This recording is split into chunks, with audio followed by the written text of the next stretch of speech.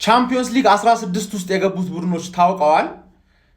ድልድሉ አርብ ዕለት ነው የሚወጣው። ግን እስከ ድልድሉ በፊት ማን ከማጋ ሊደርሰው እንደሚችል ከአንድ ወይ ሁለት ቡድን ስለሆነ እሱን እስቲ እንገምግመውና ማን ከማጋ ቢደርስ የበለጠ ያበደ ጨዋታ እናያለን የሚለውን እስቲ እንየው። ባርሰሎና ወይ ቼልሲ ከፒኤስጂ ወይ ከኒውካስል ጋር ነው የሚጋጠሙት። ለምሳሌ ቼልሲ ከኒውካስል ወይ ቼልሲ ከፒኤስጂ ነው። ባርሳ ደግሞ ያው ቼልሲ ያላገኘውን ሌላኛው ቡድን ያገኛል ማለት ነው።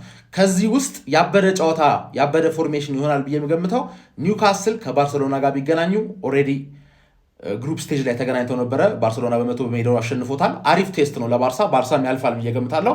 ምርጡ ጨዋታ ደግሞ ቼልሲ ከፒኤስጂ የወርልድ ካፕ ፋይናሉ አንድ ጌም ፍሉክ ነበር ወይ አይደለም የሚለውን ፒኤስጂ የመበቀል እድል አለው። ቼልሲ ደግሞ ኖ አም ሂር ለማንም ትልቅ ቡድን አላንስም የሚለውን መልእክት ለመላክ አሪፍ እድል ነው ብዬ ገምታለሁ። ስለዛ ቢደርስ ደስ የሚለኝ ቼልሲ ከፒኤስጂ፣ ባርሰሎና ከኒውካስል ማለት። ሁለተኛው ዙር ደግሞ ሊቨርፑል ከአትሌቲኮ ማድሪድ ወይ ከጁቬንቱስ ወይ ጋላታሳራይ። ያውን ኤክስትራ ታይም አላችሁ። ጁቬንቱስ ግዴታ ማለፍ አለበት።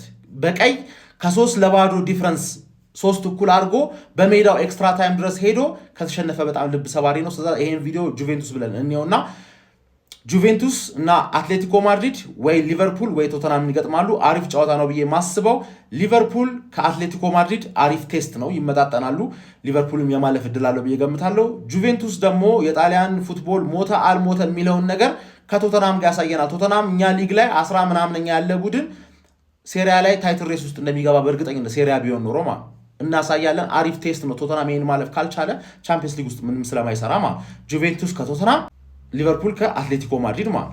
ሌላኛው ብራንች ደግሞ ሪያል ማድሪድ እና ቦዶ ጊምት ከማን ሲቲ ወይ ስፖርቲንግ ይደርሳሉ።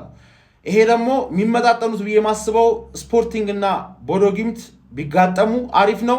የተለመደው በየአመቱ ደግሞ ማየት ያለብን የቻምፒየንስ ሊግ ጨዋታ ማን ሲቲ ከሪያል ማድሪድ መጋጠም አለባቸው ማለት። የመጨረሻው ብራንች ደግሞ አንደኛና ሁለተኛ የወጡት ባየር ሙኒክ እና አርሰናል ያሉበት ምድብ ወይ ከሌቨርኩሰን ወይ ዛሬ አትላንታ በአስገራሚ መንገድ የዶርትሙንድን ውጤት ገልብጦ ያለፈው አትላንታ አሪፍ ጨዋታ ነው ብዬ ማስበው። ሁለት የጀርመን ቡድኖችን ከማጋጠም ባየርን ከአትላንታ፣ አርሰናል ከሌቨርኩሰን። አርሰናልም አንተ ካግማማኸው እኔም አግማማዋለሁ አይነት ፉትቦል ነው እንጂ ሁሉንም ጨዋታ አግማማዋለሁ አይነት ፉትቦል ስላልሆነ ደፍሮ አታኪንግ ፉትቦል እንደ ጀርመን ቡድን እንደ ባየር ሙኒክም እንደ ባየር ሌቨርኩሰን እንደ ዶርትሙንድም ቢያልፍ የሚገጥሙን አይነት ቡድኖችን አሪፍ ቴስት ነው ለአርሰናል ብዬ አስባለሁ። አርሰናል ከባየር ሌቨርኩሰን፣ ባየር ሙኒክ ከአትላንታ ያበደ ምድብ ነው። ራውንድ ኦፍ 16 እንደዚህ ሆኖ ይወጣል ብዬ ገምታለሁ። ይሄ ከወጣ ያበደ ነው እንላችሁ። አርብ እንገናኝ። ጁቬንቱስ ከጋላታሳራይ ልብ ሰባሪ የሆነ ጌማ። እግር ኳስ ግን ጨካኝ ናት፣ ፍትሃዊ ያለችም አባቴ ማን ጌሙ እንዴት እንደነበረ ላስረዳችሁ። ከዚህ በፊት የሰሯቸው ቪዲዮዎች በሙሉ ላይ ጁቬንቱስ እንደሚያልፍ አስቤ ነበር የሰራሁት። ቀይ ወጥቶባቸው ፈርስት ሃፍ ቀጥቅጠው በፔናልቲ ብቻ አንድ አስመለሱ። በቂ ላይሆን ይችላል ምናምን ብለህ ሰከንድ ሃፍ ደግሞ ጭራሽ ቀይ ወጣባቸው። በቀይ ወጥቶባቸው ሌላ 2 ጎል አግብተው 3-0 አድርገውት 5 እኩል ሆነ አግሪጌት ላይ ማለት። ከዛ ኤክስትራ ታይም ላይ በ10 ተጫዋች መፋለማቸው ኤግዞስትድ አደረጋቸው። 0-0 ሆኑ። ምንም አልቻሉም። በቃ ደከማቸው ነው የምልህ። ከዛ ኦሲሜን ጨካኝ የሆነ ሰውዬ አንድ ከዛ ባለቀ ሰዓት ሲሯሯጡ ደግሞ ሁለተኛ ደገሙላቸውና 3-2 ኤክስትራ ታይም ላይ በቀኑ ደግሞ በአግሪጌት ደግሞ 7-5 አድርገው ጋላታሳራይ ያለፈች ማለት። ከዚህ በፊት የሰራሁት ቪዲዮ ላይ የጋላታሳራይ ወይ አትሌቲኮ ጁቬንቱስ ወይ ጋላታሳራይ አላፊ እና አትሌቲኮ ከሊቨርፑልና ቶተናም ጋር ይገናኛል። አሁን ስዊች ይደረግ። ቶተናም ከአትሌቲኮ ማድሪድ ጋር ሊጋችን ይችላል አይችልም የሚለውን ቴስት ታሳይናለህ። ጋላታሳራይ ግን ከሊቨርፑል ጋር ያልተጨረሰ ሂሳብ አለው ማለት በሜዳው አምጥቶ 1-0 ስላሸነፈው አንፊልድ የመሰለ ቫይብ መፍጠር የሚችለው ቡድን ከሁለቱ በአሁኑ ሰዓት ጋላታሳራይ ነው። ምክንያቱም ስሎት አንፊልድ ማስመሰል ስላልቻለ ማለት። ስለዛ ሁለተኛው ጨዋታ በአንፊልድ ነው። የመጀመሪያው ጨዋታ ሄደው ያውላ ሚጮህ ኢስታንቡል ውስጥ ያውላ ሚጮህ ደጋፊን አልፎ ተወጥተው መምጣት ይችላሉ ወይ የሚለውን ነገር ማየት አለብን። ከሜዳ ውጪ ስለማይረባ ጋላታሳራይ ተጫዋቾች ቀይሮ አስገብቶ ምናምን ነገር ፍሬሽ ተጫዋቾች ጁቬንቱስ ውስጥ ተሳምባቸውን ተፉት። ሲያሳዝኑ በእናትህ አንድ መከታተለው እዛ ጣሊያን ያለ የቲክቶክ አለ የጁቬ ደጋፊ ማለት ምን ያህል እንደሚያብድ ነው ማየት ፈልገው። ዋተ ጌም ልብ የሚሰብር ጨዋታ ግን ዋተ ጌም ነው የምላባት። የቻምፒየንስ ሊግ ምድብ አርብ ነው የሚወጣው። ግን ግዴታ ማየት ያለብን 16 ውስጥ ማየት ያለብን 2 ጨዋታዎች እዚህ ጋር ፒኤስጂ ወይ ቼልሲን ወይ ባርሰሎና ነው የሚገጥመው። በሁለቱም በኩል ያበደ ነገር እናያለን። እናም ደግሞ በየአመቱ ማየት ያለብን የቻምፒየንስ ሊግ ጨዋታ ሪያል ማድሪድ ቨርሰስ ማን ሲቲ። ይሄ እንዲሆን ግን በዚህ በኩል ቦዶ ጊምትና ስፖርቲንግ መሳሳብ አለባቸው። በዚህ በኩል ፒኤስጂ ከሁለት አንዱን እኔ ቼልሲን ተሳባይ ነኝ። ከዛ ባርሰሎና ደግሞ ከኒውካስትል ይጋጠማል ማለት ነው። ይሄን ጨዋታ ግዴታ ማየት አለብን ነው የምልህ። ሌሎችም ሊጋጠሙ የሚችሉ ያበሩ ቡድኖች አሉ። ጋላታሳራይ ልብ ሰባሪ በሆነ መንገድ ጁቬን ጥላለች። ከሊቨርፑል ጋር ቢጋጠም ባይ ነኝ። ከዛ ኋላ ደግሞ ቶተናም ከአትሌቲኮ ጋር ይደርሷል ማለት ነው። እናንተ ማን ከማጋ ቢደርስ ያበደ ጨዋታ እናያለን ብላችሁ እንደምትገምቱ ንገሩ። ማድሪድና ሲቲ ከተገናኙ 8 ውስጥ ወይ ባየር ሙኒክ ወይ አርሰናል ሁለቱም ካለፉ ወይ ባየር ሙኒክ ወይ አርሰናል እንደሚደርሱ 8 ውስጥ የተረጋገጠ ይሆናል ማለት ሁለቱ ካገኙ። ሁለቱ ከተገናኙ ከሁለቱ አንዱ ወይ ከባየር ሙኒክ ወይ ከአርሰናል 8 ውስጥ እስከገባን ድረስ ከሁለቱ ጋር ይገናኛሉ። ለ8 ውስጥ ያበደ ቀመር እየተቀመረ ነው። 16 ውስጥ ግን ማየት ያለብን ሪያል ማድሪድ ከማን ሲቲ፣ ቼልሲ ከፒኤስጂ ከተገኘ ማለት ካልሆነ ፒኤስጂ ማንም የሚደርሰው ያበደ ነገር ነው የሚያሳየን ማለት ፒኤስጂ ሃርደስት ራውት አገን ዘንድሮም በሃርደስት ራውት ዘንድሮ ግን የትም አደርሽ እመኝ ነው የምልሽ። ፒኤስጂ የቻምፒየንስ ሊግ 16 ቡድኖች ታውቀዋል። እነዚህን ይመስላሉ። እነዚህ ቡድኖች 8 ውስጥና 16 ውስጥ ማን ከማን ቢገናኝ ያበደ ቻምፒየንስ ሊግ ካምፔን ይፈጠራል የሚለውን እናያለን። ከላይ ያሉት እነ ሊቨርፑል፣ እነ ባርሰሎና፣ ቼልሲ፣ ጋላታሳራይ የመሳሰሉት ከታች ካሉት ጋር ሰሚፋይናል እና ፋይናል እንጂ አይገናኙም ማለት ካሁን በኋላ ከሰሚፋይናል በፊት አይገናኙም። 8 ውስጥና 16 ውስጥ ሊገናኙ የሚችሉትን ቡድኖች ነው የምናየው።